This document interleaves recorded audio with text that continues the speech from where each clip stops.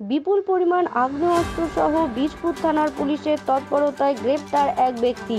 গোপন সূত্রে খবর পেয়ে কাঁচরাপাড়া ৯ নম্বর ওয়ার্ড খালপাড় সংলগ্ন এলাকা থেকে বিপুল পরিমাণ অস্ত্র ও গুলিসহ গ্রেপ্তার সুব্রত দাস, বছর 50-এর ব্যক্তি।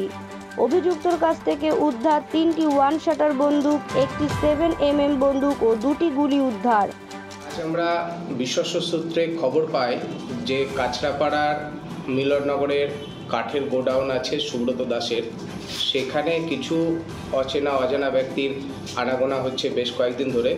তো আজকে সেই সূত্র অনুসারে খবর পেয়ে আমাদের বীজপুর থানার পুলিশ অংশুমান এবং আমাদের লোকনাথ তাদের নেতৃত্বে ওইখানে একটা রেড করার সঙ্গে সঙ্গে সেখানে যা আমাদের পদ্ধতি আছে সেই পদ্ধতি মেনে সেখানে উইটনেসের উপস্থিতিতে যখন তার গোডাউনে রেড করা হয় সেই সময়টিতে 4টি আগ্নেয়াস্ত্র, 2 রাউন্ড অ্যামুনিশন আমরা সেখান থেকে উদ্ধার করি এবং সেই জায়গা থেকে সুব্রত দাসকেও আমরা গ্রেপ্তার করি। আমাদের এই মুহূর্তে আপনাদের সামনেই রয়েছে এখানে 3টি ওয়ান শাটার রয়েছে আর আরেকটি 7mm পিস্তল আছে, 2 রাউন্ড অ্যামুনিশনও আছে। এখানে কোনো বিদেশি নয়, এগুলো কোথা থেকে এসেছে সেগুলো আমরা ভেরিফাই করব, যেহেতু তদন্ত একদম প্রাথমিক পর্যায়ে আছে।